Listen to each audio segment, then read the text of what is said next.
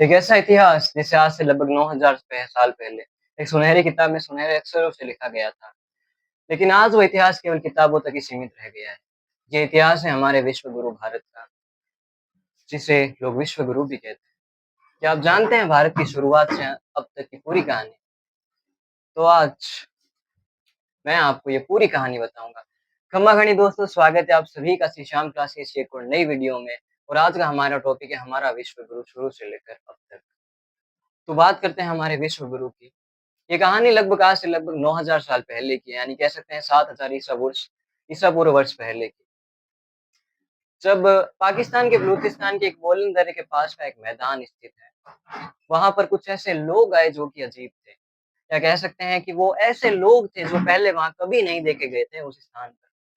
उन लोगों के पास एक अजीब बात थी कि उनके पास गेहूँ और जौ के बीज हुआ करते थे। गेहूँ और जौ के बीज लेकर वो उस बोलन दर्रे के पास आए जो कि पाकिस्तान के बलूचिस्तान में स्थित है।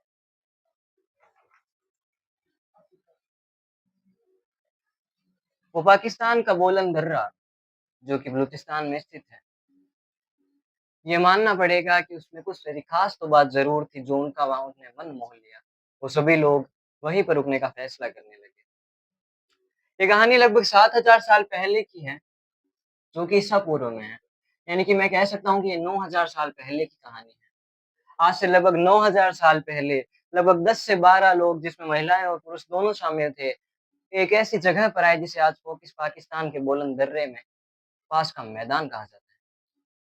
वो जगह उन्हें आकर्षक लगी, उन्होंने वहाँ रहना शुरू कर दिया और धीरे-धीरे खेती वगैरह करके उन्होंने अपना जीवन निर्वाह करना शुरू कर दिया। उनके पास बहुत ही अनोखे हुनर की का कोई कमी नहीं थी उनके पास। उन्होंने घर बनाए, मिट्टी के खेत बनाए, जगह को एकदम साफ-सुथरा कर दिया। धीरे-धीरे और भी विकसित होने लगे। इस कहानी में सबसे ज़्यादा यही है ज़रूरी कि हम ये जान लें कि हमारे विश्व गुरु की शुरुआत कैसे हुई, भारत की शुरुआत कैसे हुई। तो ये उनकी शुरुआत केवल उन 10 से 12 लोगों से ही हुई थी। इन 10 और 12 लोगों ने मिलकर ही पूरे भारत का विश्व का निर्माण किया है, भारत विश्व का, क्योंकि भारत अपने आप में एक बहुत बड़ी जगह है। तो ये जो 10 से 12 लोग थे, उन्होंने बोलन दर्रे के पास गए, उस मैदान पे खेती की, अपने घर बनाए, सब कुछ आराम से रहने लगे। पर इनमें कुछ विशेषता थी जो कि उनके पास पहली थी कि वो अहिंसावादी थे। वो अहिंसावादी थे, केवल कृषि पर ही निर्भर करते थे, पशु-पक्षियों से प्रेम करते थे, उन्हें मारते नहीं थे, उन्हें कोई किसी प्रकार का प्रताड़िता या फिर उसे आहार के रूप में ग्रहण करना नहीं करते थे, यानी वो पूर्ण शाकाहारी थे, ठीक है? तो वो धीरे-धीरे उनकी जनसंख्या बढ़ती रही, ठीक है? 10 से 12 थे, 12 से 25, 24 ऐसे बाहर से भी लोग आने लगे, धीरे-धीरे जनसंख्या बढ़ती रही, ठीक है? अब एक समय आया जब 7000 ईसा पूर्व पहले, यानी 9000 साल पहले अपना, जहाँ पर केवल 10 से 12 लोग ही हुआ करते थे, धीरे-धीरे बढ़ते-बढ़ते 5500 तक आते-आते, यानी 5500 ईसा पूर्व आते-आते उन लोगों की संख्या हज़ारों में पहुँच गई। जहाँ पर इन जो 5500 ईसा पूर्व में कुछ ऐसा हुआ, जो किसी को विश्वास नहीं था। तब से इस जगह का नाम मेहरगढ़ ही पड़ा, क्योंकि ये कहानी शुरुआत से अंत तक की है, एक आरंभ से अंत तक। कि मेहरगढ़ जिसकी शुरुआत 7000 ईसा पूर्व से हो चुकी थी, 5500 में एक ऐसा खंड आया इस भाग का जो कि इसे पूरा बदल के रखने देने वाला था। ये जो पाकिस्तान का बोलन दर्रा था, इसे ही मेहरगढ़ कहा जाता था और इसे मेहरगढ़ कहने की वजह ही 5500 ईसा पूर्व पहले शुरू हुई। जो पूर्वजों ने किया 7000 साल पहले या 9000 साल पहले, उसी को ना आगे बढ़ाकर कुछ ऐसा हुआ जिसकी कल्पना भी नहीं की जा सकती थी। धीरे-धीरे अकाल पड़ने लगा, वो फसलें सारी सूख गई, कोई भी किसी के पास कोई भी काम नहीं रहने लगा, तब उन्होंने मजबूरी में आकर कुछ ऐसे कदम उठाए जो उनके लिए बहुत ही दुखद थे। उन लोगों ने जानवरों को मारना शुरू कर दिया, उन्होंने अपने आहार के रूप में खाना शुरू कर दिया और धीरे-धीरे एक ऐसा रोग वहाँ सामने आया जिसे आज हम टीबी के रूप में जानते हैं। ये टीबी की शुरुआत यहाँ से लगभग 5500 साल पहले हुई थी, जब उन लोगों ने भूख के मारे एक ऐसे जानवर को खा लिया जिस टीबी से ग्रस्त हुआ करता था। अब उस समय जहाँ कोई टेक्नोलॉज़ी नहीं थी, कोई भी विकसित काम नहीं था, कुछ भी नहीं था, उस समय टीबी जैसी भयानक बीमारी का आना ये बहुत ही बड़ी समस्या के रूप में था और ऊपर से उनके पास कोई भी दंत मंजन प्रकार का कोई भी प्रोडक्ट नहीं था, लेकिन उस समय थी एक ऐसा इतिहास जिसे लोग जानते भी नहीं है थे। उस समय एक ऐसे वृद्ध पुरुष थे, जिनके पास ये कला थी कि वो चिकित्सा कर सकते थे।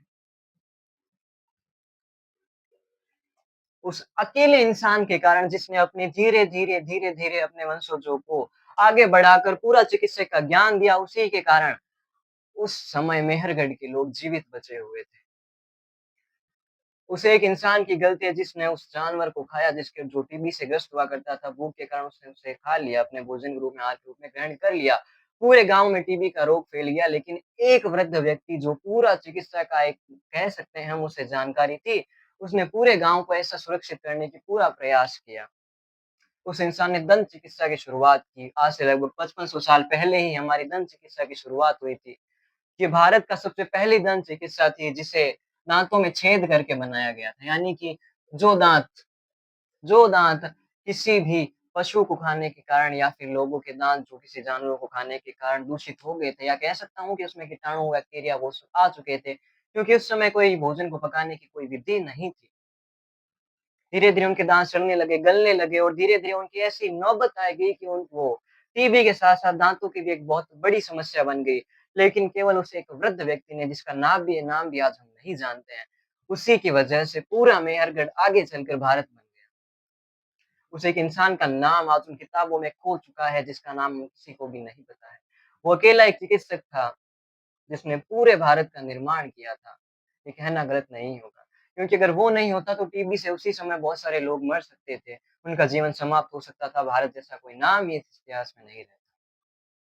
5500 की शुरुआत में जब उस व्यक्ति ने सभी का इलाज किया, बाद में उसे निकाल दिया गया उसी गाँव से क्योंकि उसमें कोई भी ऐसा हुनर नहीं था जिससे वो कमाई कर सके।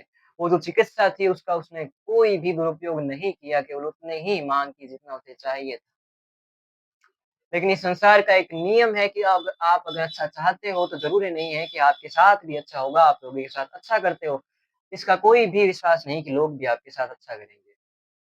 उस व्यक्ति को मरने के लिए छोड़ दिया गया ऐसे जंगल में, जिसका नाम भी आज हम नहीं जानते। फिर उसकी संतति आगे बढ़ी और कुछ ऐसे नए विचारक आए जिन्होंने नई-नई अपनी प्रतिभाओं का प्रदर्शन किया। 5500 के बाद लगभग 5000 ईसा पूर्व पहले एक ऐसा युग आया जिसमें लोगों ने मृत भांड बनाए, बर्तन बनाए और अपने हाथों की कलाओं को दिखाते हुए ऐसे-ऐसे मूर्तियाँ बनाई, जिन्हें लोग आज तक भी नहीं समझ पाए हैं। एक ऐसी मूर्तियाँ जो उस समय की कला का एकदम कह सकते हैं कि अनोखा निखार है। ये मूर्तियाँ आज भी किसी संग्रहालय में होगी। ये मूर्तियाँ ये दर्शाती है कि मेहरगढ़ कितना भ्रष्ट हुआ करता था। उस समय लगभग 5000 ईसा पूर्व पहले उन्होंने सब कुछ मेहरगढ़ में ऐसा बना लिया था पूरे मेहरगढ़ को कि वो एक गाँव कहने लायक था। गाँव से शहर बन गया था वो पूरा मेहरगढ़। मेहरगढ़ में लोग अलग-अलग कामों में बाँटे जाने लगे। कुछ लोग कृषक थे, कुछ लोग मूर्तिकार थे, कुछ कार भंडारगृह थे। ऐसे लोग जो कि बहुत सारे मैदान को रखते थे अपने पास में जमींदार बन गए। धीरे-धीरे आगे चलकर उनके पास अधिक भूमि आ गई, अधिक शोहरत आ गई, अधिक मुनाफ़ा वो कमाने लगे या कह सकता हूँ कि उनके पास बहुत सारे ऐसी चीज़ें आ गई जिससे वो लोगों को अपने आप से छोटा समझने लगे। यहीं से मेहरगढ़ का पतन की शुरुआत होना शुरू हो गया था। मेहरगढ़ में उन लोगों ने जो कि कृषक थे उन्होंने अपनी जिद में आकर कुछ ऐसा कर दिया जो उन्हें नहीं करना चाहिए था। लगभग 3200 ईसा पूर्व पहले उन्होंने उन लोगों को धीरे-धीरे इतना दबाना शुरू कर दिया कि वो अपनी ज़िंदगी से बहुत ज़्यादा तंग आ गए थे। किन लोगों को जिनके पास प्रतिभा थी, जिनके पास कला थी, जिन लोगों ने कुल्हाड़ी, दराती सभी प्रकार के हथियार बनाए, जो लकड़हारे थे, जो भी मिट्टी के बर्तन बनाने वाले या जो भी कलाकार थे, जो मूर्तियाँ बनाते थे, उन सभी को मेहरगढ़ से बाहर निकाल दिया गया। वजह थी सिर्फ़ और सिर्फ़ एक जनसंख्या की बहुत अधिक वृद्धि होना। जनसंख्या की वृद्धि इतनी हो गई लेकिन कुछ लोग संपन्न थे, धनवान थे, उन्होंने कोई भी फ़र्क नहीं पड़ा। उन्होंने उन लोगों को बाहर निकाल दिया जिनके पास प्रतिभा थी, कला थी और वो लोग आए सिंध प्रांत, जो आज की सिंधु घाटी सभ्यता के नाम से जाना जाता है। मेहरगढ़ सिंधु की जननी है, ये कहना एकदम उचित है। जो हमारा सबसे पुराना शहर है जिसे हड़प्पा कहा जाता है, ये 3200 ईसा पूर्व पहले ही सामने आया था और इसे बसाने वाले वही लोग थे जो कि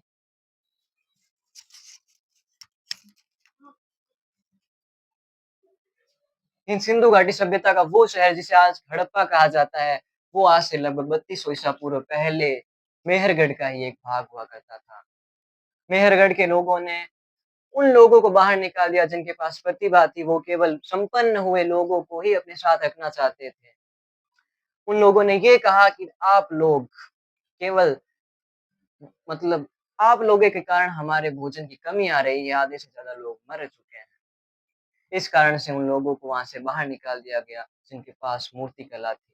केवल उन्हीं को अपने साथ रखा गया जो कि कृषक हुआ करते थे, ताकि वो अधिक उत्पादन कर सकें। इसी लोभ के कारण मेहरगढ़ का धीरे-धीरे बहुत ज़्यादा नज़दीक आने लगा और एक नई सभ्यता की शुरुआत हुई, जिसे हम सिंधु घाटी सभ्यता कहते हैं। सिंधु घाटी की सभ्यता की शुरुआत 3200 ईसा पूर्व में हो चुकी थी, जिसका सबसे पहला गाँव था हड़प्पा। हड़प्पा एक ऐसा शहर है जिसे सिंधु घाटी सभ्यता का सबसे विस्तृत शहर मानना कोई गलत नहीं होगा।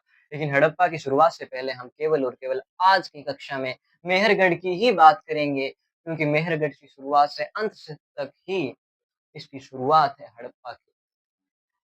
सबसे ज़्यादा ज़रूरी यही है कि हड़प्पा यानी कि पूरी सिंधु घाटी सभ्यता मेहरगढ़ का ही एक भाग थी। मेहरगढ़ के कुछ ऐसे लोग जो कि संपन्न हुआ करते थे, उन्होंने अपने घमंड में आकर उन सभी लोगों को वहाँ से बाहर निकाल दिया गया जो कि काबिल हुआ करते थे। उन सभी लोगों को ये कहकर निकाल दिया गया कि आपके पास कृषि का कोई भी हुनर नहीं है, आप कृषि नहीं कर सकते और इसीलिए आप बहुत सारा भू-भाग ले रहे हैं और आप केवल और केवल जगह बढ़ा रहे हैं या कह सकते हैं कि धान की कमी कर रहे हैं।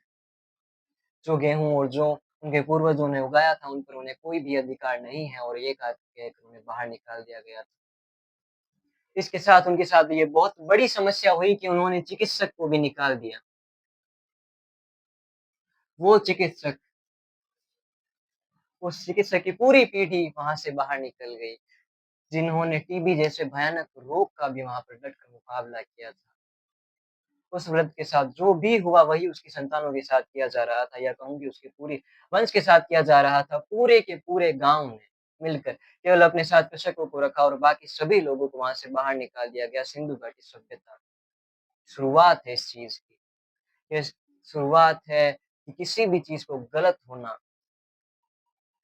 वापस आपको लौटाती ही है। अब मैं बताता हूँ कि उन्होंने क्या-क्या ऐसी बड़ी गलती कर दी, जिसकी वजह से पूरा मेहरगढ़ रातों-रात बर्बाद हो गया। ये कहना एक-एक दिन उनके लिए बहुत ही दुखद था जीने के लिए।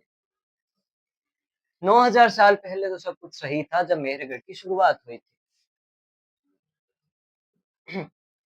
मेहरगढ़ की शुरुआत 7000 ईसा पूर्व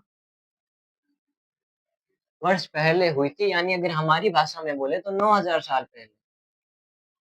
ठीक है? 9000 साल पहले मेहरागढ़ की शुरुआत हुई थी। किन लोगों ने की थी? लगभग 10 से 12 लोग थे जिनमें महिला और पुरुष दोनों शामिल थे और उन लोगों ने मिलकर अपने साथ गेहूँ और जौ के बीज लाए थे, जो कहाँ थी जगह? ये पाकिस्तान के बलूचिस्तान, बोलन दर्रे के पास का मैदान था।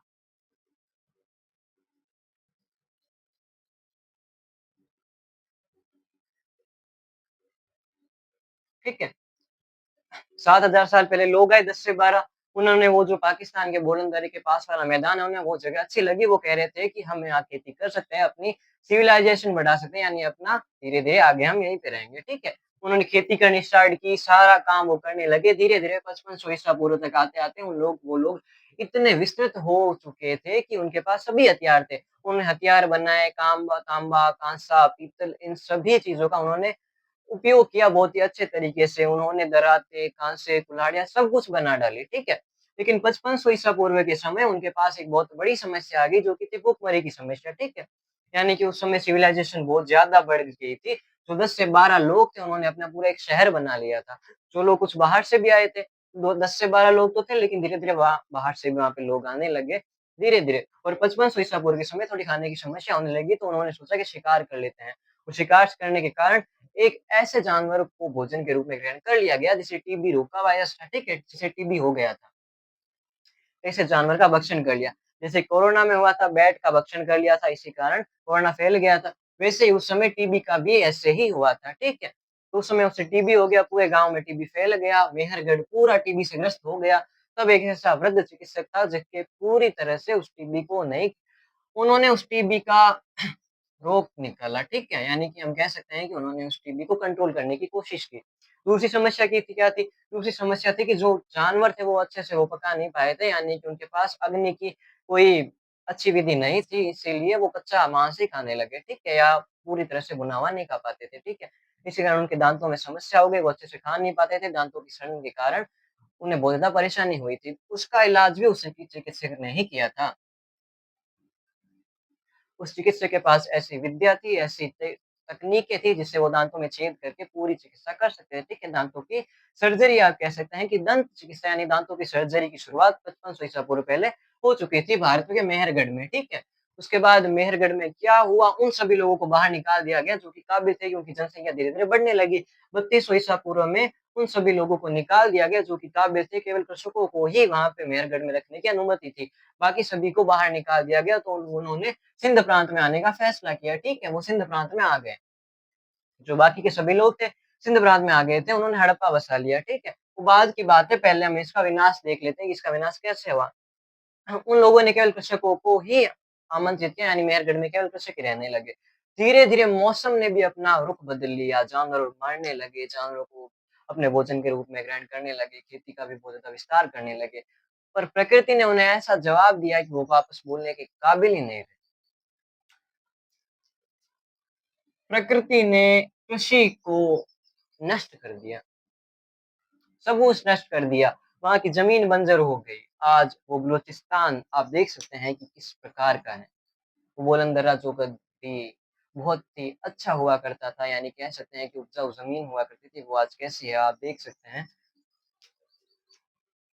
मेहरगढ़ एक विस्तृत हुआ करता था। लेकिन 3200 ईसा पूर्व के बाद जब से उन्होंने उन लोगों को बाहर निकाला जो कि काबिल थे, केवल कृषकों को अपने पास रखा, तो प्रकृति ने ऐसा खेल खेला कि उन सभी ज़मीन को जहाँ पर वो कृषि करते थे, उसे बंजर बना दिया, ठीक है? हो सकता है कि उन्होंने कुछ ऐसे उपयोग किया होगा जिससे वो बंजर हो गई होगी, लेकिन वो पूरी ज़मीन बंजर हो गई। लोग भूखे मरने लगे धीरे-धीरे और समस्या उनके पास आने लगी जैसे कि खाने-पीने, कपड़े वगैरह उन सभी की समस्या आने लगी। और वो लोग जो कभी ज़मींदार हुआ करते थे, बहुत ज़्यादा अमीर हुआ करते थे, उन्होंने भी सड़क पर आना पड़ा। धीरे-धीरे मेहरगढ़ के सभी लोग मरने लगे, लेकिन 3200 ईसा पूर्व में हड़प्पा बसाने वाले लोग ऐसे नहीं थे। जो मेहरगढ़ के कुछ लोग थे, जो जीवित बच गए थे और सिंध प्रांत में आ गए थे, मेहरगढ़ ने जो हड़प्पा देश जगह थी, हड़प्पा ने उन्हें अपनी शरण दे दी थी। लेकिन कुछ ऐसे लोग जो वहाँ नहीं पहुँच पाए थे, वो वहीं पर मारे गए। वो मेहरगढ़ पूरा बंजर हो गया। ये कहानी है लगभग 6 2600 ईसा पूर्व की। 2600 ईसा पूर्व में पूरा का पूरा मेहरगढ़ बर्बाद हो गया। मेहरगढ़ के जो लोग जिन्हें हड़प्पा में जगह नहीं मिली थी, वो कालीबंगा, लोथल ऐसी जगह पर जाके रहने लगे। धोलावीरा भी एक प्रसिद्ध जगह है जहाँ पर ऐसे लोग रहने लगे। लेकिन अधिकांश लोग जो कि मेहरगढ़ में उस समय थे जब 5500 ईसा पूर्व था, वो लोग मर चुके थे।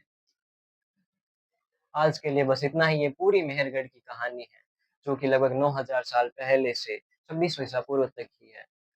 9000 साल पहले मेहरगढ़ की शुरुआत केवल 10-12 लोगों ने की थी और वो 10-12 लोग भी अंत के समय वहाँ पर नहीं थे।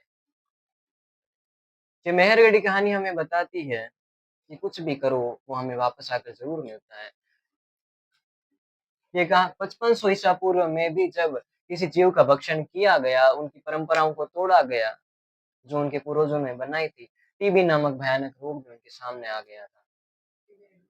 उसके बाद जो दूसरी चीज़ हुई, वो ये थी कि 3200 ईसा पूर्व में उन्होंने हड़प्पा जैसे लोगों को मतलब जो काबिल लोग थे, उन्होंने अपने शहर से बाहर निकाल दिया गया, मेहरगढ़ से बाहर निकाल दिया गया। केवल कृषकों को ही अपने साथ रखा, तो उन्हें प्रकृति से बहुत बड़ा चुकानी पड़ी कीमत। उनके पास खेती का कोई ज़रिया ही नहीं बचा, ज़मीनें बंजर हो गई, सब कुछ नष्ट होने लगा, वो भूखमरी के कारण मरने लगे। और कुछ लोग जो कुछ मेहनती थे या कह सकता हूँ कि वो अपने रूप को, जीवन को जीना सीख चुके थे, उन्होंने कालीबंगा, लोथल, धोलावीरा और हड़प्पा जैसी सभ्यताओं का निर्माण किया, जो मिलकर एक सिंधु घाटी सभ्यता का निर्माण बना। अगली कक्षा में हम सिंधु घाटी सभ्यता की पूरी कहानी के बारे में चर्चा करेंगे। आज के लिए बस इतना ही, धन्यवाद। यहाँ बंद हो गया।